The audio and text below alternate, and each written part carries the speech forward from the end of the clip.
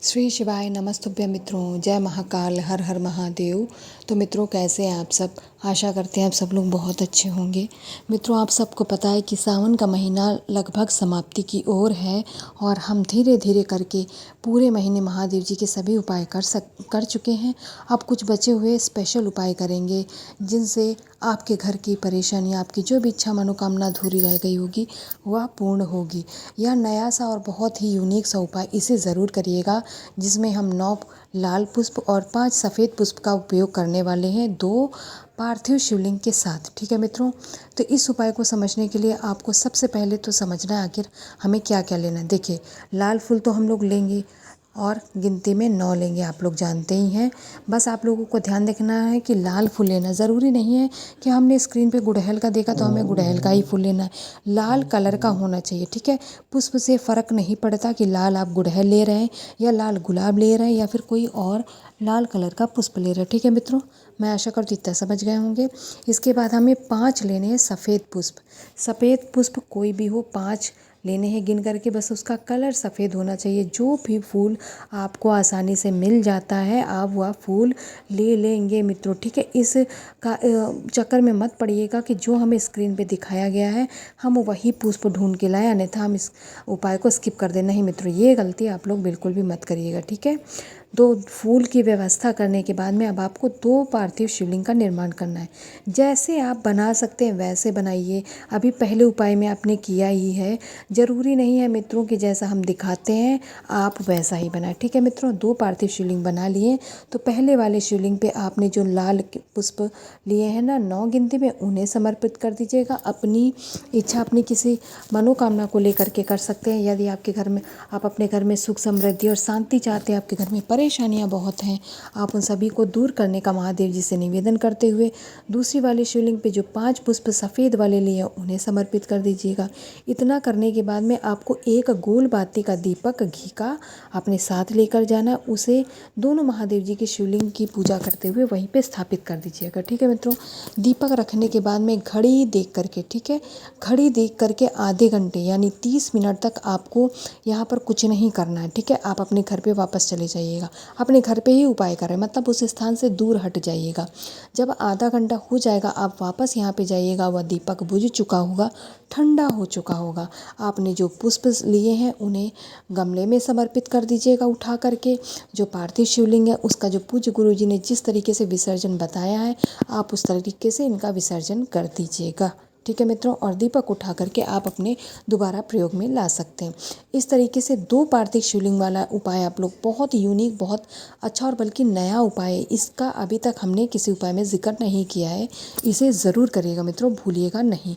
अब दूसरे उपाय की बात करते हैं जो कि आपकी इच्छा, आपकी मनोकामना को पूर्ण करने वाला उपाय है। यहाँ पर सामने स्क्रीन पे आपको चावल दिख रहे हैं। ठीक है, हमें केवल और केवल 1 चावल लेना है, केवल और केवल 1 चावल का दाना। अपनी इच्छा, अपनी मनोकामना को पूर्ण करना है, 1 चावल का दाना लेंगे। साथ ही में हमें काली मिर्च का 1 दाना लेना है। काली मिर्च भी खंडित नहीं होनी चाहिए। कुछ क्या होती है ना, उनमें कीड़े लग जाते हैं, फंगस लगा होता है, वो ख़राब होती है। तो आप लोग देख लेंगे, कम से कम वो साबुत हो और अच्छी हो, इस बात का आप लोग विशेष ध्यान रखेंगे। इसके बाद तांबे का 1 कलश तैयार करेंगे अपने घर का, जिसमें आप लोग अपने घर का शुद्ध जल और गंगा जल लेंगे। दोनों चीज़ों को डालने के बाद में जो 1 चावल का दाना लिया है और 1 काली मिर्च ली है उसे भी इसी कलश के अंदर क्या करेंगे मित्रों, डाल देंगे। मेरी बात को बहुत ध्यान से समझिएगा, उसे भी डाल दीजिएगा। अब ये आपका कलश तैयार हो चुका है। अब इस कलश को आप लोग उठाएंगे और कहाँ जाएंगे, पहुंच जाएंगे अपने इष्ट, अपने आराध्य भगवान शंकर की शिवलिंग के पास। ठीक है, मैं शिवलिंग के पास जाने के लिए कह रही हूँ मित्रों, ना कि मंदिर जाने के लिए। आपने अपने घर पे शिवलिंग स्थापित कर रखा है, आप वहाँ पे उपाय करिए। ज़रूरी नहीं कि हम हर छोटे मोटे उपाय के लिए मंदिर जाएं, बार बार परेशान हो। अगर कोई उपाय आप प्रदोष काल में करने वाले तो कैसे जाएंगे, है ना। ऐसे में आप ज़्यादातर उपाय अपने घर पे ही किया कीजिए। तो ये जो आपका विशेष जल तैयार हो गया, इस कलश को लेकर के आएंगे और सबसे पहले मैं बता दूं, महादेव जी की शिवलिंग के ऊपर 5 स्थानों पे हमें जल चढ़ाना है, जो कि महादेव जी के सबसे प्रिय स्थान है। तो सबसे पहले मैं बताऊंगी, लेकिन उससे पहले ध्यान रखिएगा, कुंदकेश्वर महादेव जी के नाम से ही हमें इस जल को चढ़ाना है। सबसे पहले विघ्नहर्ता भगवान गणेश के स्थान पे आप जल को चढ़ाएंगे। इसके बाद आप दूसरे नंबर पे जल चढ़ाएंगे भगवान कार्तिकेय के स्थान पे। तीसरे नंबर पे आपको थोड़ा सा जल उसी कलश का, ख़त्म नहीं करना है, थोड़ा सा जल महादेव की शिवलिंग पे जहाँ से जल गिरने ही वाला होता है जलाधारी पे, आप वहाँ पे चढ़ाइएगा। चौथे नंबर पे माता के हस्त कमल पे जल चढ़ाएंगे, अपनी इच्छा अपनी मनोकामना को कहेंगे। और सबसे अंतिम बार 5वें नंबर पे आप महादेव जी की शिवलिंग के ऊपर उस कलश का संपूर्ण जल समर्पित कर दीजिएगा। इस तरीके से इस 5 स्थानों पे 5 विशेष जल को चढ़ाने वाला उपाय समझ गए होंगे, इसे ज़रूर करिएगा। आपकी इच्छा आपकी मनोकामना जो अभी तक अधूरी रह गई होगी वह इस उपाय को करने से ज़रूर पूर्ण होगी। अब चलिए, आज है सावन की अष्टमी, 1 अगस्त का दिन है, शुक्रवार के दिन ही इस उपाय को किया जाता है, इस बात का भी आप लोग ध्यान रखेंगे। अब चलिए वीडियो में आगे तीसरे उपाय की बात कर लेते हैं। मित्रों, आज जो हम लोग तीसरा और अंतिम उपाय करने वाले हैं वह आपके घर से रोग बीमारी को दूर करने का उपाय है। उपाय में हमें दूध लेना है, कितना लेना है, कैसे लेना है, इन सब की बात हम करेंगे। जल्दी से आप लोग वीडियो कर दीजिए लाइक, चैनल को कर दीजिए सब्सक्राइब और आगे वीडियो में मेरे साथ लास्ट तक बने रहिएगा। थोड़ा सा कच्चा दूध लेना है गौ माता का, बहुत ज़्यादा नहीं लेना है। इसके बाद हमें लेना है, स्क्रीन पे जो काले तिल दिख रहे हैं, ज़्यादा नहीं लेने, एक चुटकी में जितने आपके आए, गिनती मत कीजिएगा, आप उतने ही काले तिल ले लेंगे।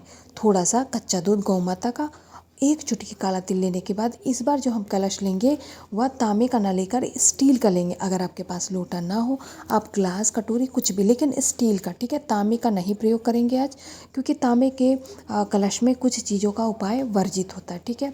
इस कलश के अंदर जो आपने थोड़ा सा गौ माता का दूध लिया उसको डालेंगे और थोड़ा सा पानी मिलाएंगे। पानी और दूध से इस कलश को भरने के बाद में जो आपने एक चुटकी तिल लिया है उसे इसी कलश के अंदर डाल लीजिएगा, ठीक है मित्रों। अब इस कलश को उठाएंगे और मुझे पूरी उम्मीद है कि आप लोगों के घर के आसपास या फिर आपके घर में शमी का पौधा ज़रूर होगा, ठीक है मित्रों। शमी के पौधे के पास यानी गमले के पास आप लोग पहुंच जाएंगे।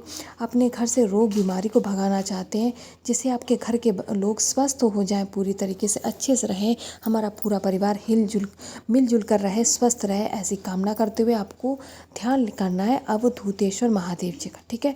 अवधूतेश्वर महादेव जी के नाम से उस कलश के जल को आप, जो दूध और जल का मिश्रण है, उसे इसी शमी वृक्ष के जड़ में आपको समर्पित करना है अवधूतेश्वर महादेव जी के नाम से। और अपने पूरे परिवार की सुरक्षा, रोग मुक्ति के निवेदन करते हुए मित्रों श्री शिवाय नमस्तुभ्यं मंत्र का जाप करते हुए समर्पित कर दीजिएगा। देखिए, जब कभी हम कोई उपाय किसी एक व्यक्ति के लिए करते हैं तब आपको उस व्यक्ति का नाम और गोत्र का नाम ज़रूर बोलना होता है, लेकिन जब आप पूरे परिवार की सुरक्षा हेतु करते हैं तब आपको महादेव जी के उस नाम का आवाहन करना होता है जिनसे हम अपने परिवार की सुरक्षा के लिए उपाय कर रहे हैं। तो यहाँ पर अवधूतेश्वर का नाम लेकर के आप करेंगे। आप किसी पर्टिकुलर एक व्यक्ति के लिए उपाय न करके आप पूरे परिवार को सुरक्षित करने का प्रयास कर रहे हैं। तो इस तरीके से इन उपायों को करिएगा। महादेव जी का आशीर्वाद आप पर बना रहे।